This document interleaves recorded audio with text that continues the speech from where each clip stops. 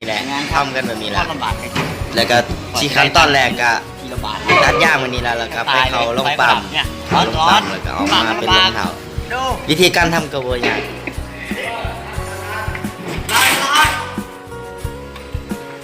เป็นเรื่องพี่น้องงานปลาลิ้นปลาลิ้นมาเลยโอ้ยยังไงน่าจะเล่น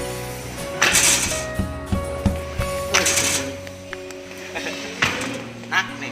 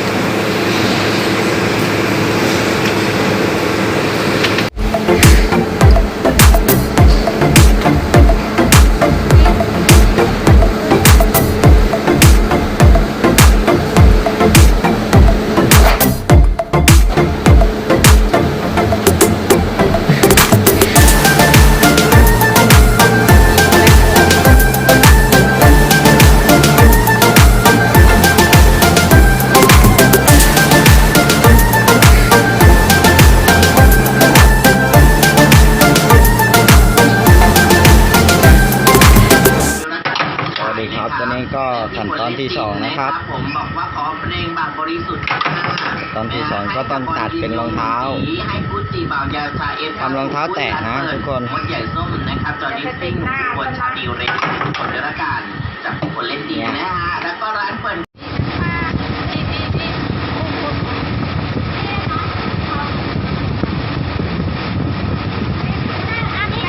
เดี๋ยว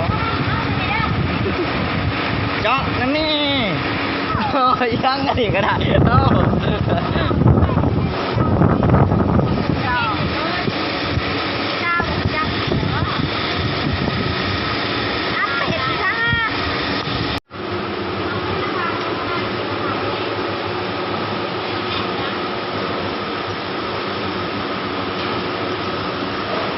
ยิ้มผู้สาวยิ้มดูผู้สาว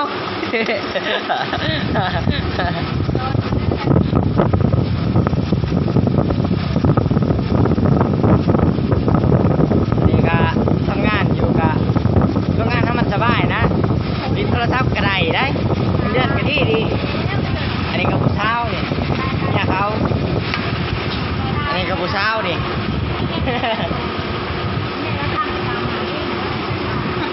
อย่าแล้วเมียเข้าผู้สาวอาย พ่ออย่าหัวลายหัวหน่อยเดียวเจ็บคอ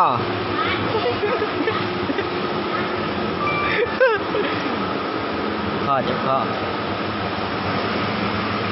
เบิ่งเงานี่เห็นรองเท้าเห็ดยังได้นี่ จะมาถ่ายคลิป เห็ดได้ไหมแป๊บหนึ่งนะแป๊บเดียว ถ่ายคลิปให้ไผเบิ่งไปเมียเบิ่งนะเบิ่งนะ เบิ่งแล้วกดไลค์กดแชร์เด้อทุกคน ทำ นั่นก็เขาแพ็คเป็นรองเท้าแล้วก็ส่งออก ลงออกไปประเทศลาว ส่งออกจากโรงงาน ลงจากโรงงานไปสปปลาว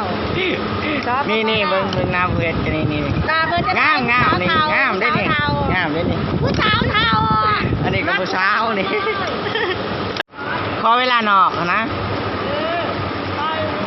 มวนเลยเหตุงานนี่มวนเหตุงานอะไรก่อน